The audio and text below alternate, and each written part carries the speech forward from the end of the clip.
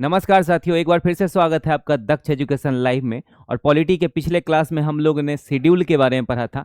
ठीक है। और आज जो हम लोग पढ़ने वाले हैं वो लेसन पढ़ेंगे, है ना। एक एक लेसन करके 22 लेसन पढ़ेंगे, हमारा कॉन्स्टिट्यूशन समाप्त हो जाएगा। और इसी लेसन में हम लोग आर्टिकल को देखते चले जाएंगे।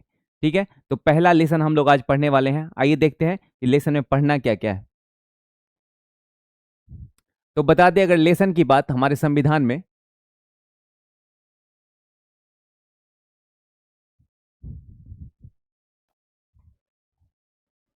अगर संविधान में बात करें लेसन का, ठीक है, तो कितने हैं लेसन? टोटल है हमारे 22, है ना। अगर आर्टिकल की बात करें, आर्टिकल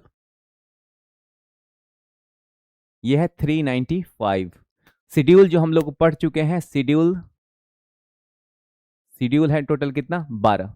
तो शेड्यूल तो हमारा हो चुका है समाप्त। हम लोग पढ़ेंगे अब लेसन के बारे में। ठीक है। और हम लोग के लेसन में जो है वो पहला जो अनुच्छेद है, पहला जो आर्टिकल है, वो आर्टिकल ये कहता है कि भारत अर्थात इंडिया राज्यों का संघ है। इसका मतलब ये हुआ कि यूनियन ऑफ स्टेट है, union of state, of state. ठीक है। जबकि अगर यूएसए की बात करें तो यूएसए है confederation confederation confederation of state. Confederation में लगाव बहुत कम होता है। क्या होता है कि एक राज्य दूसरे से अलग हो सकता है।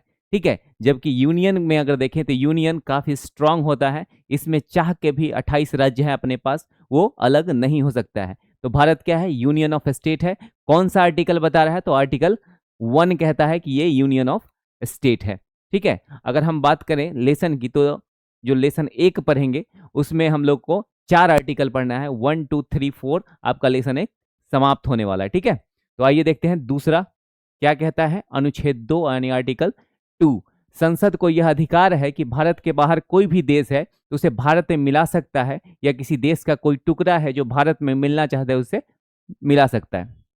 इसका मतलब ये हुआ कि अपना जो पड़ोसी देश है, सपोज नेपाल है, भूटान है, बांग्लादेश है, ये अगर भारत का हिस्सा बनना चाहे, अगर वो इच्छा रखता है, तो वो भारत में मिल सकता है। कौन सा अनुच्छेद, कौन सा आर्टिकल? आर्टिकल 2 के तहत।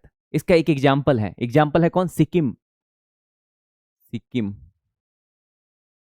ठीक है। सिक्किम 1975 से पहले अपना हिस्सा नहीं था, स्वतंत्र राज्य था।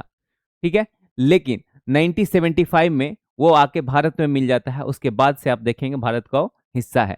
कौन कैवा राज्य बना था? तो 22वां राज्य बना था, 22वां राज्य, 22वां राज्य,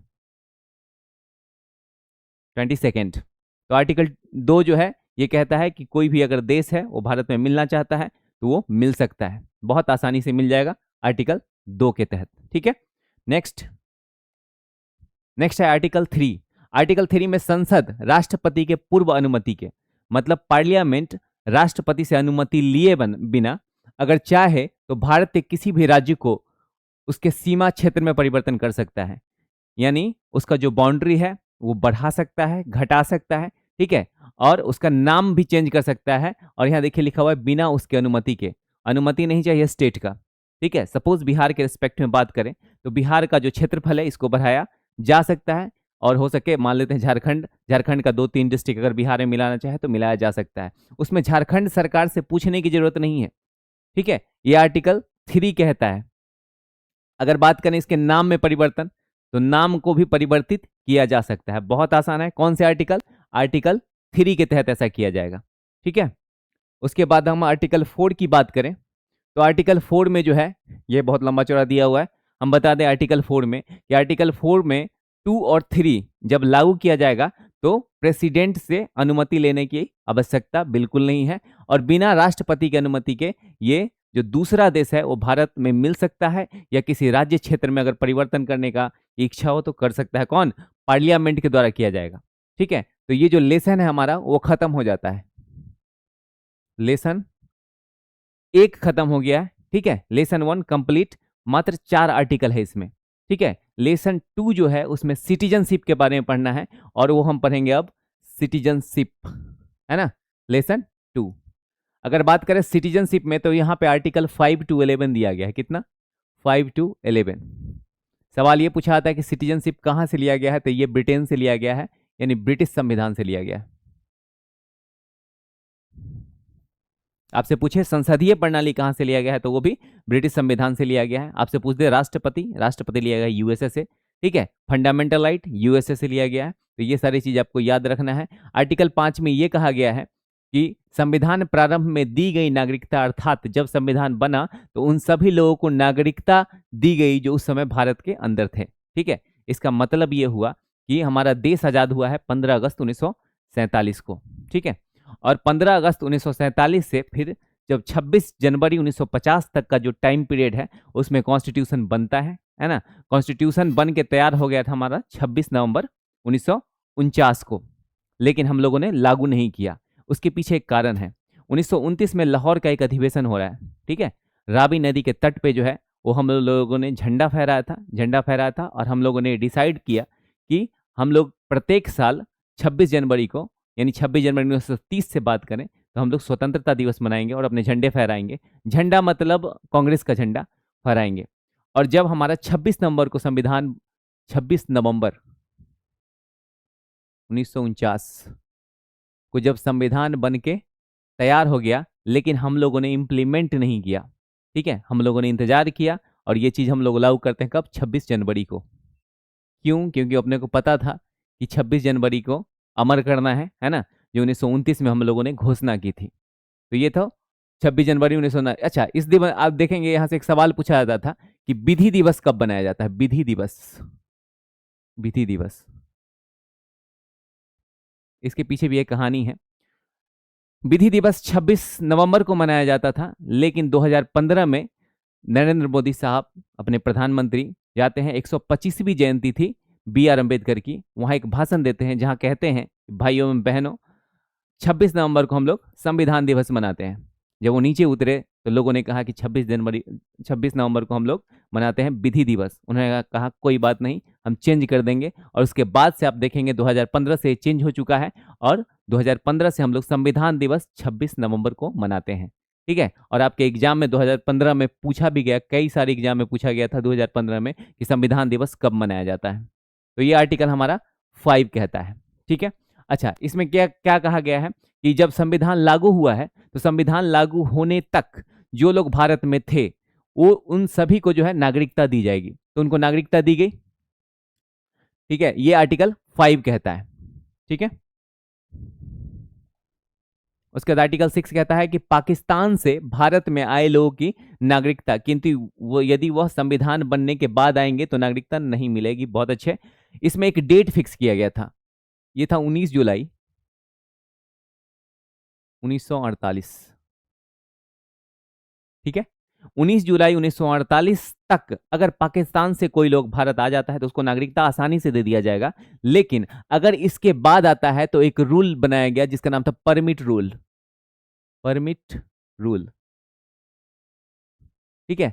उसके बाद परमिट रूल में 6 महीने आपको भारत में रहना पड़ता था और उसके बाद सरकार डिसाइड करती थी कि आपको नागरिकता देना है या नहीं देना है, ठीक है। तो आर्टिकल 6 हमारा ये कहता है। उसके बाद हम लोग 7 की बात करें, 7, तो 7 कहता है कि स्वतंत्रता के बाद भारत से पाकिस्तान चले गए ऐसे व्यक्ति जो संविधान बनने से पहले लौट आए तो उन्हें नागरिकता दे दी जाएगी। बहुत अच्छे।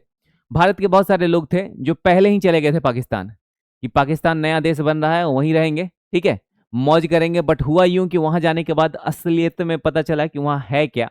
बाद में वो लोग फिर वापस आ जाते हैं, तो भारत ने उनको भी नागरिकता दिया। तो ये आर्टिकल 7 के तहत जो भारत से पाकिस्तान चले गए, बाद में पाकिस्तान से फिर भारत आए, तो उनको नागरिकता दिया जाता है आर्टिकल 7 के तहत। और बता दें कि वर्तमान में 7 और 6, यानी 6 और 7 जो आर्टिकल है वो खत्म हो चुका है, क्योंकि अब वो लोग ना आ सकता है ना ये लोग वहां जा सकता है, ठीक है। तो ये दोनों समाप्त हो चुका है, 7 और 6 और 7। आर्टिकल 6 और 7 का अब कोई मतलब नहीं है, ठीक है। नेक्स्ट, आर्टिकल 8, विदेश भ्रमण एवं नौकरी करने पर भारत की नागरिकता समाप्त नहीं होगी। आप अगर पढ़ाई करने के लिए जा रहे हैं यूएसए सपोज, और वहां पे रह गए 6 महीने, तो 6 महीने मिनिमम अगर आप रह जाते हैं तो आप क्या कहलाते हैं, आप कहलाते हैं एनआरआई। एनआरआई, इसका कोई मतलब नहीं है। एनआरआई हो भी गए फिर भी कोई बात नहीं, आपकी नागरिकता बनी रहेगी, ठीक है। अगर मान लेते हैं कोई माता पिता, कोई पेरेंट्स है, पेरेंट्स उनके बच्चे अगर सपोज यूएसए में रह रहे हैं और वो वहां पे वो पैदा लेता है, तो उसको नागरिकता भारत का मिल जाए। क्यों? क्योंकि माता और पिता भारत के नागरिक हैं। ठीक है, तो ये आर्टिकल 8 कहता है कि कहीं घूमने जा रहे हो, नौकरी करने के लिए जा रहे हो, तो आपकी नागरिकता उसी तरह बनी रहेगी, आप भारत के नागरिक रहेंगे। आर्टिकल 8 कहता है। ठीक है, नेक्स्ट हम लोग देखें आर्टिकल 9। विदेशी नागरिकता को लेने पर भारत की नागरिकता समाप्त कर दी जाएगी। यानी कहीं किसी भी देश की नागरिकता अगर आप ले लेते हैं तो आपका भारत का नागरिकता चला जाएगा। किसी भी देश का ले लेते हैं, किसी एक ही जगह के आप नागरिक बने रहेंगे। तो आर्टिकल 9 कहता है कि विदेशी नागरिकता अगर आप लेते हैं तो ऑटोमेटिक भारत का नागरिकता समाप्त हो जाएगा। आर्टिकल 9 ध्यान रखना है। आर्टिकल 10, भारतीयों की नागरिकता बनी रहेगी तब तक जब तक कि कोई देश विरोधी कार्य नहीं करे। देश विरोधी कार्य मतलब क्या हुआ कि सपोज चाइना और इंडिया का युद्ध हो जाए, आप चाइना का सपोर्ट कर रहे हैं या उसके तरफ से कुछ बोल रहे हैं, तो देश विरोधी अगर आप काम करते हैं तो आपकी नागरिकता खत्म की जा सकती है भारत सरकार के द्वारा। ठीक है, तो इसको नागरिकता बहुत आसानी से खत्म हो जाएगा। ठीक है, तो नागरिकता अगर आपकी खत्म हो जाती है तो फिर आपके पास ना पैन कार्ड रहेगा, ना आधार कार्ड रहेगा, ना वोट देने का अधिकार रहेगा। ठीक है, वीजा लेके रहना पड़ेगा कहाँ? भारत में। तो आर्टिकल 11 ये कहता है। नेक्स्ट अनुच्छेद 11 आर्टिकल 11 ये कहता है कि नागरिकता संबंधी कानून संसद बनाती है, यह जिम्मेदारी गृह मंत्रालय को दी गई है। चलिए, इस पे जो कानून बनाया था, सबसे पहले जो बनाया गया था वो 1955 का अधिनियम है, और इसी को जो है सो फिर से क्या इम्प्रूव करके फिर बनाया जाता है।